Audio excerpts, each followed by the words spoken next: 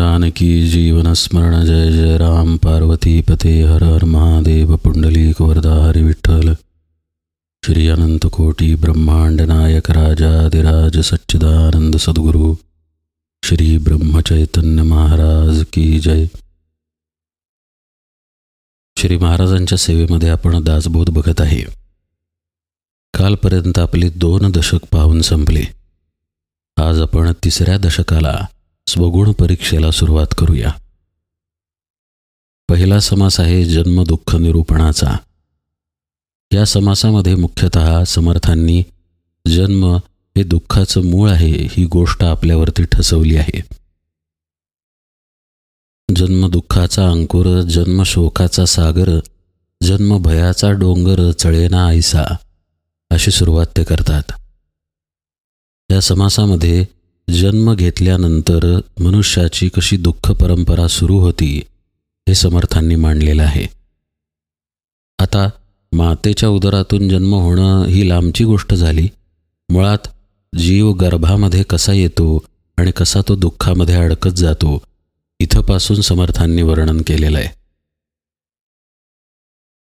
दासबोध हा ग्रंथ मूळ सांगितला गेला तो भक्तिमार्ग विशद करण्यासाठी, म्हणजे थोडक्यात सांगायचं झाल्यास परमात्म प्राप्तीची साधना सांगण्यासाठी दासबोध ग्रंथ आहे।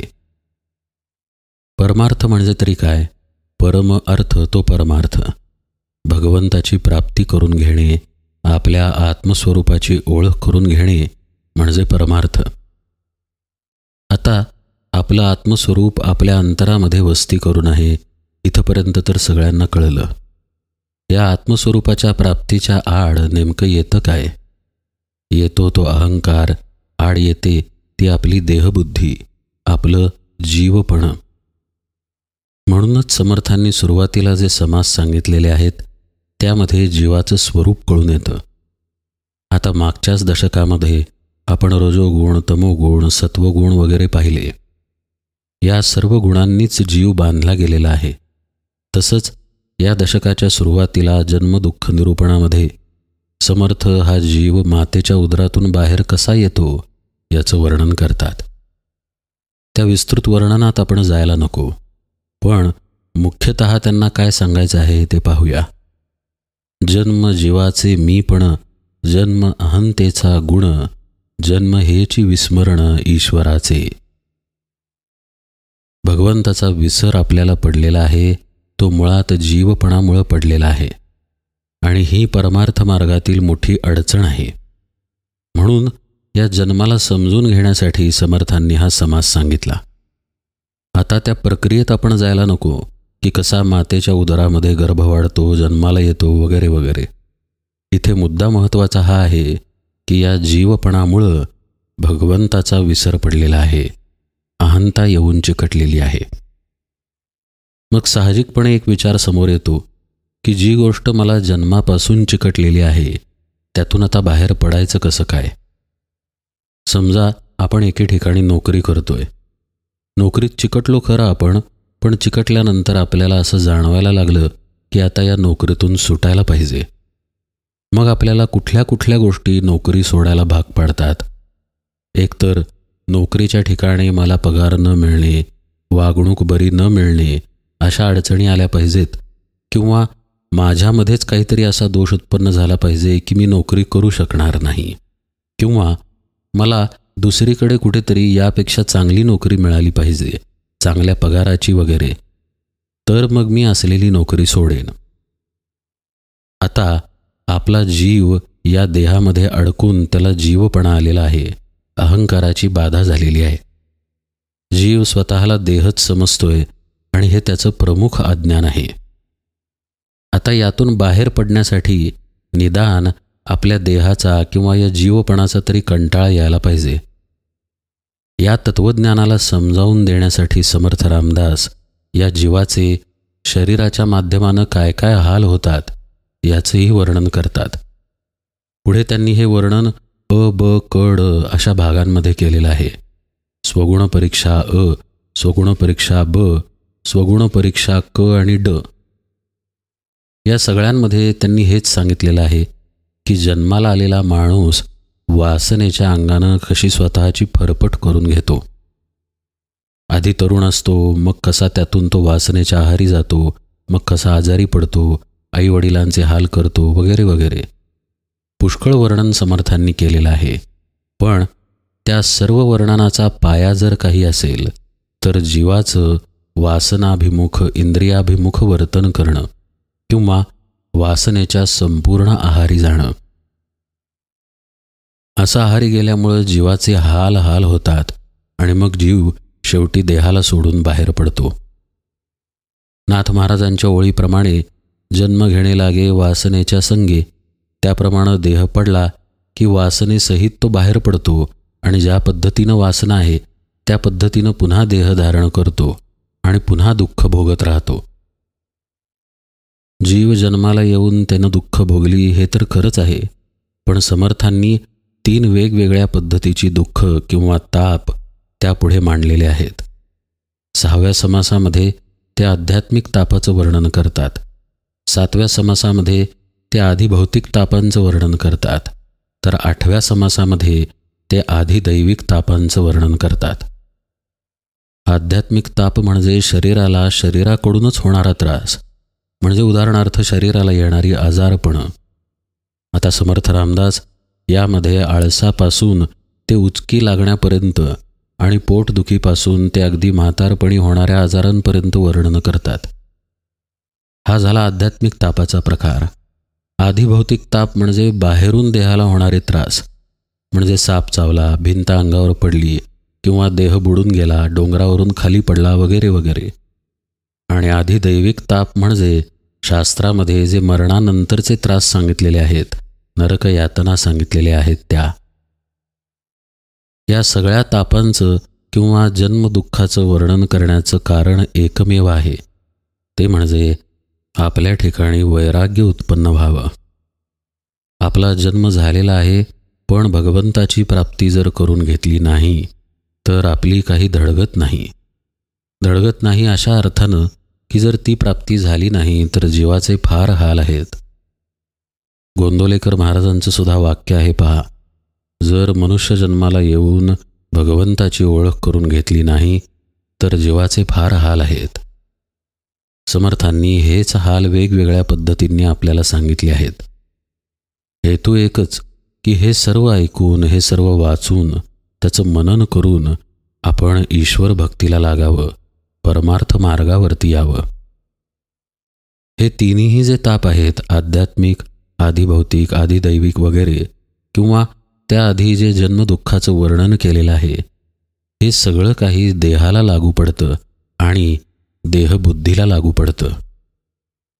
जो साधक या जाणीवेमध्ये आला की तो म्हणजे मुळी देह नाहीच आहे, तो चैतन्य रूप आत्माराम आहे, तर मग त्याला या कशाचीही बाधा नाही, या कशाचाही त्रास नाही.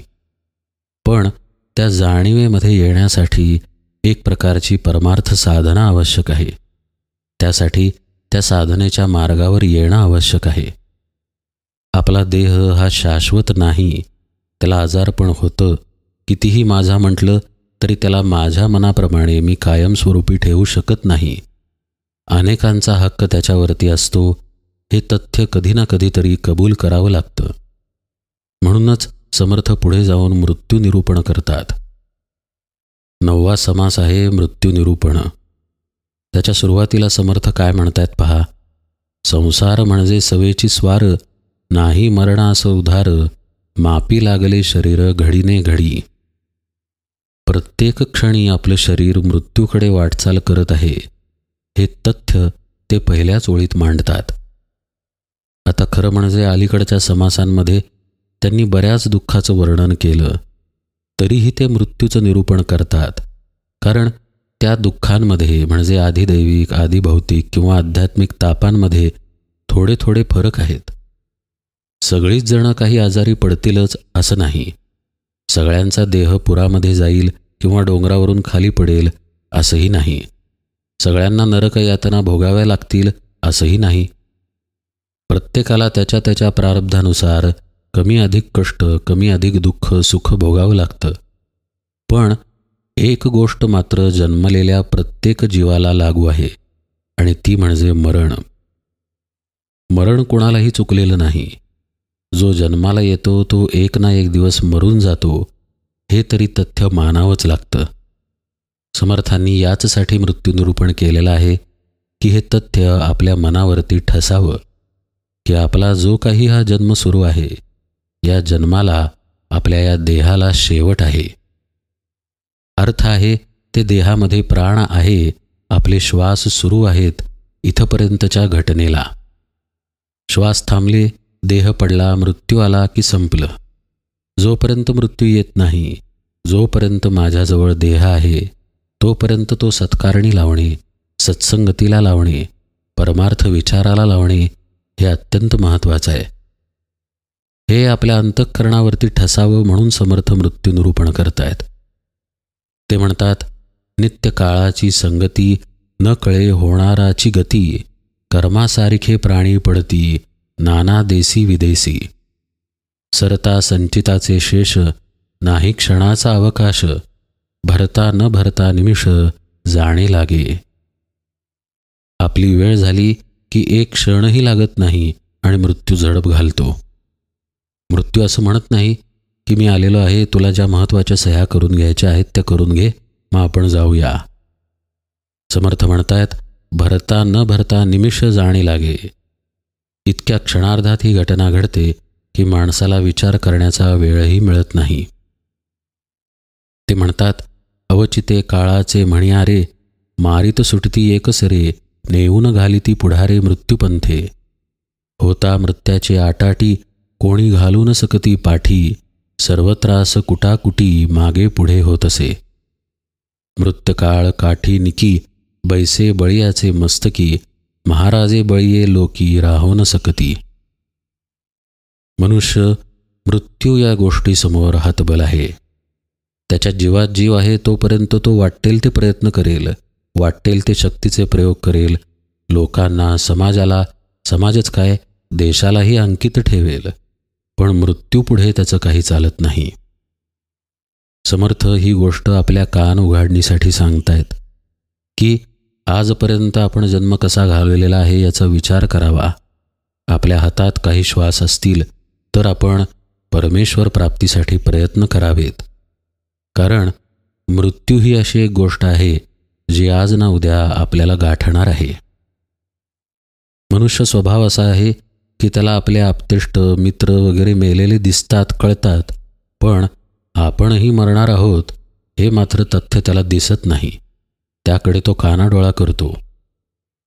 मराठीमध्ये स्मशान वैराग्य म्हणून एक शब्द आहे.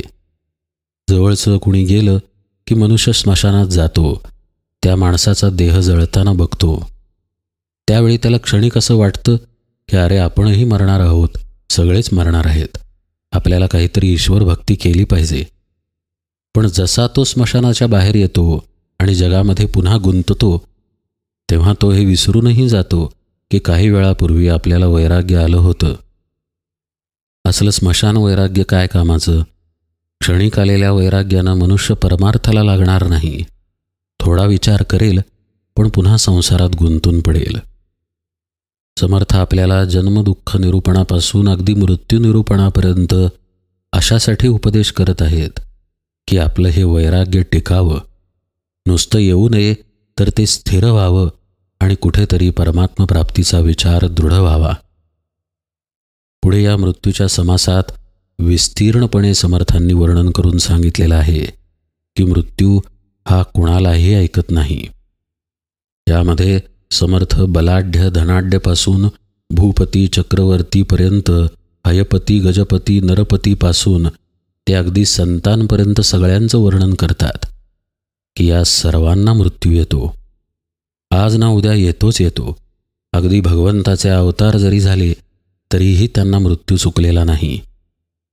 समासाच्या शेवटी समर्थ म्हणतात, गेले बहुत संसारी, गेले बहुत वेशधारी, गेले बहुत नाना परी, नाना छंद करुनी. गेले ब्राह्मण समुदाये, गेले बहुत आचार्ये, गेले बहुत सांगो काये किती म्हणोनी. किती म्हणून सांगू, पण नाना प्रकारचे लोक जन्माला येऊन मृत्यू पावले. पण एवढं सगळं वर्णन करून शेवटी मात्र अत्यंत महत्त्वाचं तथ्य ते सांगतात. समर्थ म्हणतात, असो ऐसे सकळही गेले, परंतु एकची राहिले, जे स्वरूपाकार झाले आत्मज्ञानी. फार महत्त्वाची मेख इथं समर्थांनी सांगितली. असं पहा, आपल्या सर्वांना नरदेह प्राप्ती झालेली आहे. आता प्रश्न राहिला परमार्थ साधण्याचा, उपासना साधना करण्याचा. नरदेह आहे म्हणल्यानंतर समर्थांनी जे जे वर्णन केलेलं आहे ते सगळे त्रास या ना त्या मार्गाने आपल्या वाट्याला येणार आहेत. नरदेह आहे म्हटल्यानंतर एक ना एक दिवस मृत्यूही ठरलेला आहे.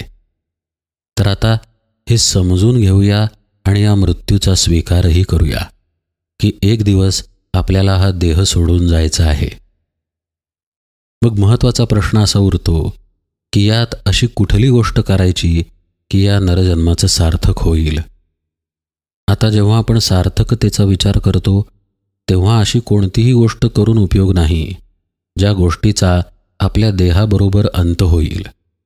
उदाहरणार्थ, मी भरपूर पैसे कमवले किंवा भरपूर कला संपादन केली, भरपूर मान प्रतिष्ठा संपादन केली, पण ज्या क्षणी देह पडेल त्याच क्षणी ते सर्व काही पडेल.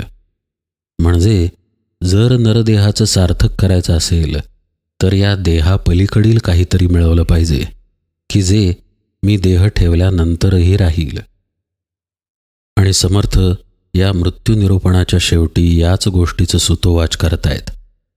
ते म्हणतात, असो ऐसे सकळही गेले, परंतु एकची राहिले, जे स्वरूपाकार झाले आत्मज्ञानी.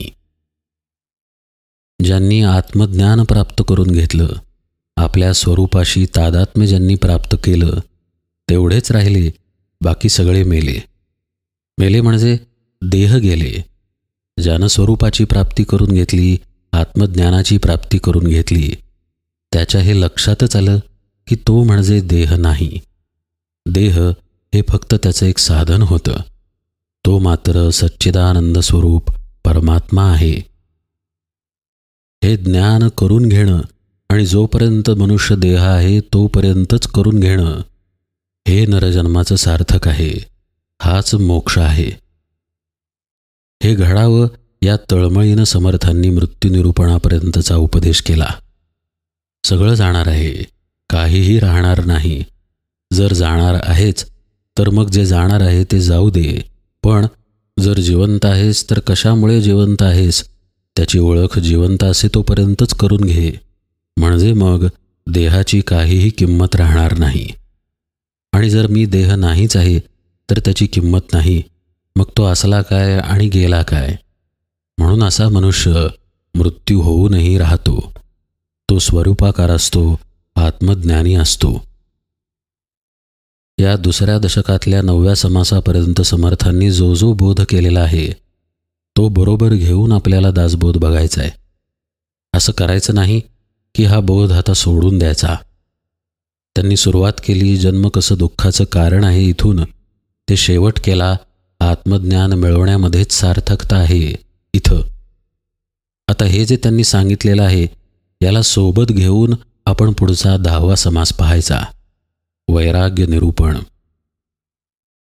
या समासाच्या सुरुवातीला समर्थ म्हणतात, संसार म्हणजे महापूर, माझी जळचरे अपार, डंखू धावती विखार काळसर्प. आशा ममता देही बेडी, सुसरी करिता ती तडा तोडी, नेऊन दुःखाचे साकडी माझी घालिती. अहंकार नरके उडविले, नेऊनी पाताळी बुडविले, तेथून या सोडविले न वचे प्राणी. एकूण काय, आता समर्थांनी वैराग्य निरूपण करायला सुरुवात केली. आधी त्यांनी भूमिका पक्की केली की वैराग्य आपल्याला येण्यासाठी आपली विचारसरणी पक्की पाहिजे. आपल्याला मनोमन हे पटलं पाहिजे की आपला नरदेह दुर्मिळ आहे खरा, पण शाश्वत नाही. दिसतो वरून सुंदर सुंदर, पण आत आहे घाणीचं पोतडं. आपल्याला रोग होतात, आपला देह पराधीन असतो आणि कधी ना कधीतरी आपल्याला मरावं लागतं. हे सगळं ध्यानात घेऊन ईश्वर भजन करण्यामध्ये, आत्मज्ञान प्राप्त करण्यामध्येच आपल्या नरजन्माची सार्थकता आहे. इथपर्यंत आपला विचार पक्का झाला पाहिजे. हा जर विचार पक्का असेल तर मग वैराग्य निरूपण पाहता येईल. असं पहा, आपण शाळेत जातो तिथपर्यंत ठीक आहे. आपल्याला जगाची ओळख नसते, आपण वयानंही लहान असतो. आपले पालक आपल्याला शाळेत घालतात, आपण शाळेत जातो. पण जसजसं आपण शिकून मोठे होतो आणि हायस्कूलनंतर कॉलेजनंतर उच्च शिक्षण घेण्यासाठी जातो, त्यावेळी आपण आपल्या मनाची तयारी केलेली असते. शिक्षणाचा निश्चय केलेला असतो. मनाशी असं पक्क ठरवलेलं असतं की अमुक अमुक मला शिकायचं आहे. त्या दृष्टीनं आपण तयारीही करतो, अभ्यासही करतो. इथंही तसंच आहे. वैराग्य निरूपण समर्थांनी अचानक सांगितलं नाही. खरं म्हणजे दशकाच्या सुरुवातीला वैराग्य निरूपण समर्थांना सुरू करता आलं असतं. 1-2 ओव्यांमध्ये जन्माचं दुःख सांगायचं, नंतर सांगायचं की कसं आत्मज्ञान आवश्यक आहे आणि मग वैराग्य निरूपण करायला सुरुवात करायची. पण असं त्यांनी केलं नाही. सुरुवातीचे 9 समास त्यांनी हे सांगण्यामध्ये घालवले की कशासाठी आपण वैराग्याचा विचार करणं गरजेचं आहे. कारण आपला देह अनित्य आहे, आपला देह पराधीन आहे. भाग्यवशात तो आपल्याला मिळालेला आहे, तर त्यात भगवत प्राप्तीचा प्रयत्न करणं गरजेचं आहे. कारण हा एकच देह असा आहे ज्यामध्ये भगवंताची प्राप्ती करून घेता येते. पण या देहाला मृत्यूचा शेवटही आहे. तर जोपर्यंत मृत्यू येत नाही तोपर्यंतचा वेळ तुझ्या हातात आहे. म्हणून वैराग्याचा विचार कर. आणि मग त्यांनी वैराग्य निरूपण सुरू केलं. सुरुवातीला त्यांनी पुन्हा संसाराचा गुणधर्म सांगितलाय की संसार म्हणजे महापूर, माझी जळचरे अपार. महापूर असावा तसा हा संसार आहे. आपल्याबरोबर कधी आपल्याला वाहून घेऊन जाईल हे आपल्यालाही कळणार नाही. आणि आपल्या अहंकारामुळे आपण या संसारपुरामध्ये अडकलेलो आहोत. अहंकार नरके उडविले, नेऊनी पाताळी बुडविले, तेथून या सोडविले नवचे प्राणी. या वैराग्य निरूपणाकडे आपण यथावकाश सविस्तरपणे पाहूया. हा दशक 3 समास 10वा आहे. एकदम कुणाला तरी वाटेल की पहिले 9 समास का घेतले नाहीत. ते घेतले, पण धावते घेतले. त्यामध्ये मुख्य काय समर्थांना सांगायचं आहे तेवढंच आपण वेचलं आणि पुढच्या समासाकडे गेलो. आज निरूपण सेवेला इथेच विराम देतो. जानकी जीवन स्मरण जय जय राम.